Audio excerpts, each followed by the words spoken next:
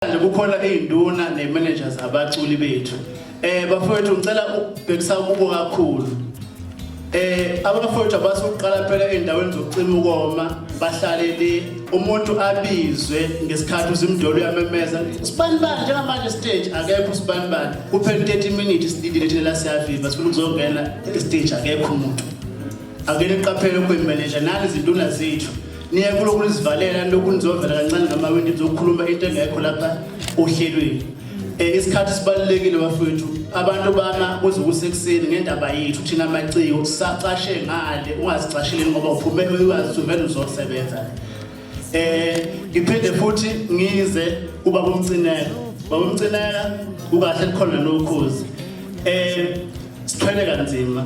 Siphethwe manje ngathi emculweni sineyinduna nani sicela ukuthi uma ngabe upromota umcimbi wempucuzeko okhosini siphe ngokulingana isikhathi sivele sonke ngoba uqhamuka umuntu esekubhalela la esethi lo mcine ucheme loba sayi kwimpucuzeko kanti lo muntu siyamdinga ukuthi asilethele support.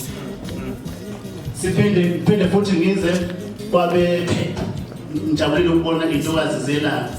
Yingani ukuthi namhlanje iveze isithombe sika DSD ephethe mic sasa ngikhuluma ngaye sebheksikhanda phansi phambi kusasa ngikhuluma ngaye ibingelele ihlwele sinikele phela ithuba ukuthi wonke umuntu akwazi ukufunda ngeqhawe lakhe ukuze nani iphepha lenu likhuphuke libe nabafundi abaningi nekele nje ukuthi ngoba mina ngizwana no DSD sihlangane endaweni ethize sengizolo ngibhale ngaye iviki lonke umcimbi kumviki. Yeah.